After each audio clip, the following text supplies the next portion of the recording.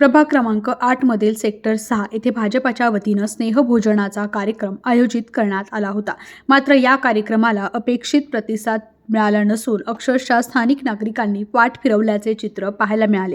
कार्यक्रमाच्या ठिकाणी अल्प उपस्थिती असल्यानं भाजपाला नागरिकांनी सपशेल डावलल्याची चर्चा परिसरात सुरू आहे.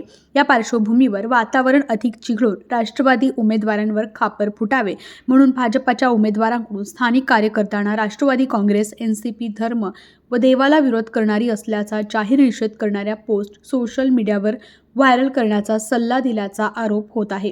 या संदर्भातील कथित स्क्रीनशॉट सध्या मोठ्या प्रमाणावर व्हायरल होत असून त्यामुळे राजकीय वर्तुळात खळबळ उडाली आहे. या प्रकारामुळे धार्मिक तेढ निर्माण होण्याची शक्यता वर्तवली जात असून निवडणूक काळात अशाच प्रकारच्या पोस्टवर निवडणूक आयोग आणि प्रशासन कोणती दखल घेणार याकडे सर्वांचे लक्ष लागले आहे.